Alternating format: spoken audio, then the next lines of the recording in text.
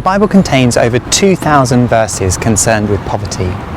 And there's a strong theme throughout the Bible about our riches and our poverty. If we've been Christians for a while or have read the Bible, we know this stuff. And yet with so much of the Word of God, we find this so confronting, and it speaks truth into all sorts of situations we find ourselves in here and now. So in UNO, we wanted to visit the Bible's teaching on poverty in one brief, broad sweep. This is one talk of a series of 4. Poverty in God's law, poverty in the prophets, poverty in the Messiah, and poverty in the early church. So today, poverty in the Messiah. We'll dip into how Jesus, as the living Word, deepens, develops, and perfects the rest of the Bible's teaching on poverty. Our reading today is from Matthew 5, 1-16. So before we get to the verses themselves, a little bit of background. Matthew is writing to Jewish followers of Christ, probably living in the ancient city of Antioch, many of whom were refugees from the Jewish war of AD 66 to 70. So displaced people fleeing violence, often fleeing with what they could carry and forced to start life from scratch.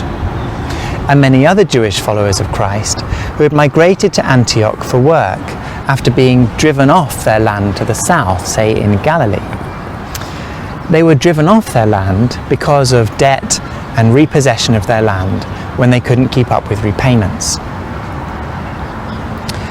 This is the very same rural-urban push that fills our communities of the Klong Toi slum even today. Seeking refuge from violence or hard economic circumstances often lands people at the bottom of the pile. Here, that means finding accommodation and work in slums, beginning what is often a multi-generational poverty trap that's difficult to escape from. What does that mean in your setting? Matthew's readers were very much on the underside of society, the underside of wealth, the underside of power, the underside of status. What does that mean for those of us that find ourselves in positions of privilege today?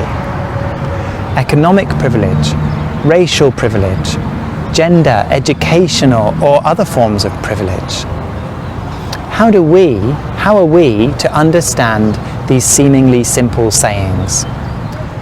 In our passage today, Matthew presents to us the longest collection of Jesus' teaching, the Sermon on the Mount, familiar to us.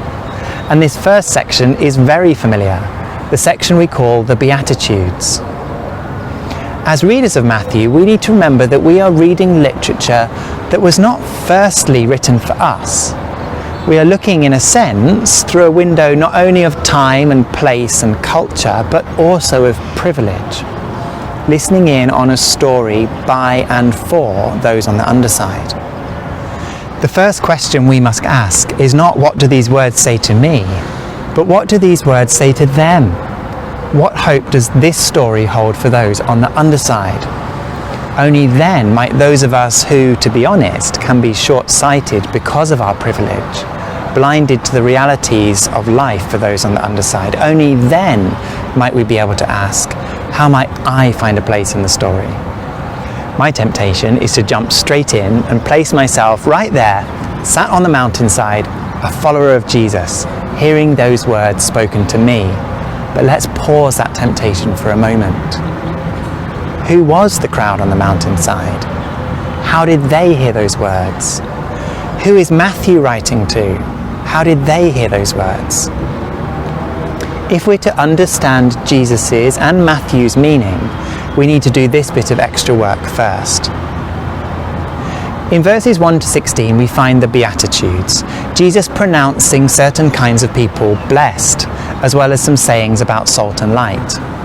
Now, to hear these sayings correctly, we need to understand how Galilean peasants were seen by outsiders, especially by the ruling class in Jerusalem.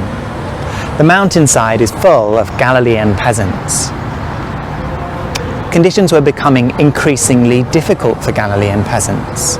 The demands of taxes and tithes, of empire and church, were bearing down heavily on these people on the underside.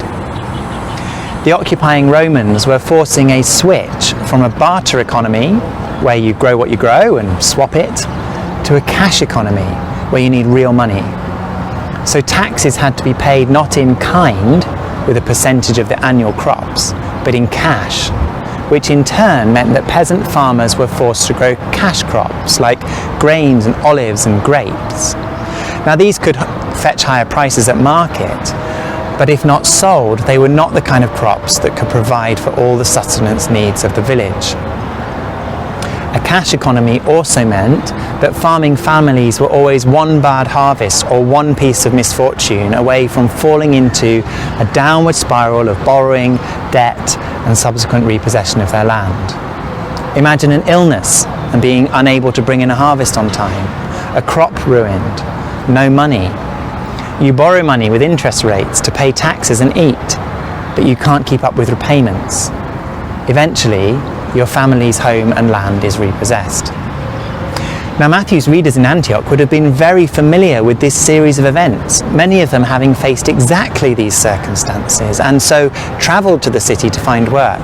Economic refugees, we could call them. In fact, as we hear the stories of our neighbours here in Klong Toi, this succession of events is exactly how they tell of their family's arrival in Bangkok's biggest slum. But back to Galilee. For many, these economic circumstances meant little or no time or resources to engage in religious obligations, like proper observance of the Sabbath or tithing to the temple in Jerusalem.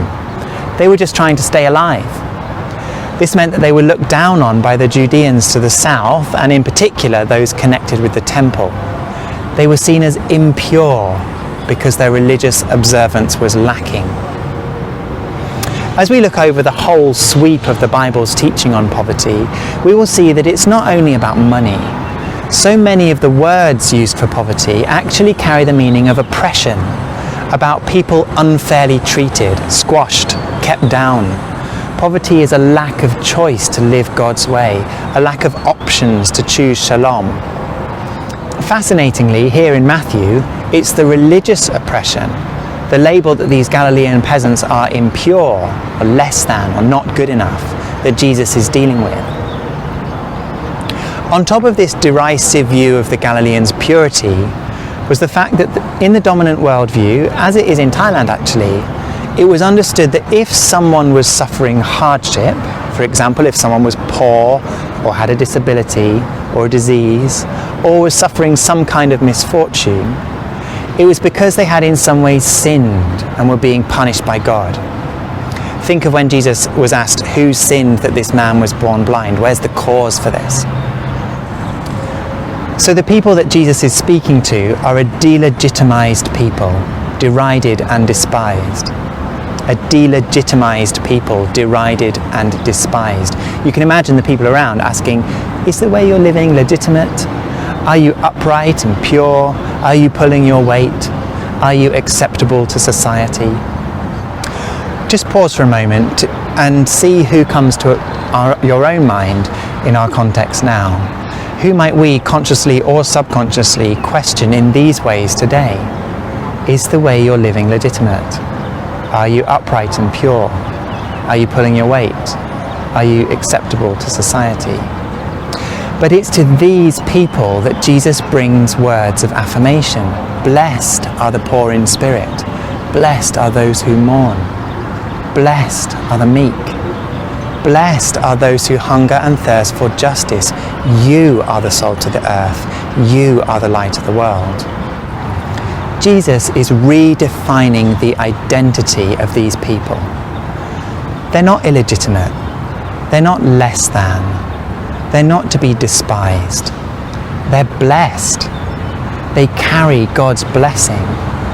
In other words, if you want to know where God's blessing is, don't look for it amongst the elite in the Jerusalem temple, because you'll find it right here amongst these marginal communities of Galilean peasants. Let's just come back to that. Jesus is speaking words of affirmation to a group of delegitimized people who are derided and despised. Galilean peasants who are surviving on the underside of wealth, power and status. Matthew's readers are a group of delegitimized people who are derided and despised. Communities trying to survive on the underside of wealth, power and status. This affirmation must have been such a comfort for them. Let's zoom out for a minute. In the central teaching of Jesus in Matthew's Gospel, the Sermon on the Mount, he is concerned with making sure that those struggling in poverty, those on the underside of society, know that the world's view of them, that they're impure, not good enough, cursed, that is not true. As they are in their poverty, not living up to the expectations of the religious elite, Jesus pronounces them blessed. Contrast Jesus' pronouncement with the response of empire and church. The occupying Romans enforcing a switch to cash economy that was creating debt and repossession. You are only worth what you can pay. The religious leaders and the Pharisees despising the Galilean peasants because, in their desperation to survive poverty, their religious observance was not up to scratch. They couldn't keep up with the religious purity code. You are only worth what religious observance you can show. I wonder if we are in danger of both of these. The economic system of today is balanced to make sure that the rich get richer and the poor get poorer. There's this gap. In what ways does our participation in that system say that it's okay? Why choose the highest interest savings account, knowing that that interest comes from others paying rates on what they needed to borrow? In our churches, where are we too concerned with a purity code? Or who is in or out? Who fits with how we would like to see religious observance? Maybe attending on a Sunday, or paying in, or serving on a rota. Rather than desperately trying to remove the barriers to people following Jesus in whatever circumstances they find themselves in. Well, Jesus turns all this on its head. The central message of this short passage is this. Jesus says, if you want to see God's blessing, you find it among the poor, right in the middle of these marginal communities. What a comfort to Matthew's readers struggling to survive urban poverty in Antioch. What a comfort to our neighbours here in Klong Toi. What a comfort to the people we know of who are delegitimated, derided and despised. Now I'm sure that the Beatitudes speak comfort into all sorts of our own personal circumstances.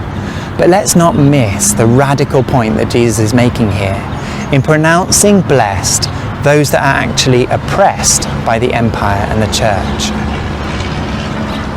I remember seeing a glimpse of the affirmation that Jesus intends for people on the underside a few years ago. Our friend and neighbour and colleague Noi has a son who has cerebral palsy and epilepsy. Noi grew up in Klong Toi slum, had a baby boy, and he received such horrific mistreatment of fitting as a baby that she took home her son with a very oxygen-deprived brain. Now in Thailand, like the dominant worldview of the Galilean crowd on the mountainside, Thai Buddhism teaches that if someone is poor or has a disability or a disease or is suffering some kind of misfortune, it's because they have in some ways sinned or their parents have sinned. This is kamma or karma. The suffering is to be suffered. It's deserved. As a friend and a colleague in Yuno, Noi has heard again and again that Jesus views things differently. Jesus proclaims these otherwise despised and suffering people as blessed, not illegitimate, not less than, but to be celebrated, included. One Thai custom to seek luck and blessing is to allow a certain section of hair to be left uncut and plaited and the rest of the head shaved. This was common years ago, but now it really marks out either a worried or superstitious parent or a child with a health problem, someone needing that extra blessing. At around the age of 11, the knot of hair gets ceremonially cut off at the temple. We all went along to Bart's knot cutting ceremony, and it started so well. He was enjoying himself, it was peaceful. Then the monk leading the proceedings started on his sermon. Bart was to be pitied. His condition had to be suffered. It must be because he sinned, maybe in a previous life. He deserves this. Or maybe you, Noi, you sinned, you deserve this. Those of us listening were horrified. But then I looked at Noi, and the words of the monk were like water off a duck's back. They just seemed to bounce off her. We asked her about it later, and she answered, I know my son is beautiful. I know my son is made in God's image. I won't hear those words spoken over him. His identity is precious. In some way that maybe we can't get our heads around, Jesus would label him as blessed. Now this blew us away. This was a sign of the blessing that Jesus is bringing to the very people that Jesus intends this blessing for. So as we look afresh at these very familiar words, I hope that we may become more and more in line with what Jesus is doing here. May we be people who also see and seek God's blessing amongst those on the underside of society. May we be quicker to use words of affirmation and inclusion rather than words of derision and scorn.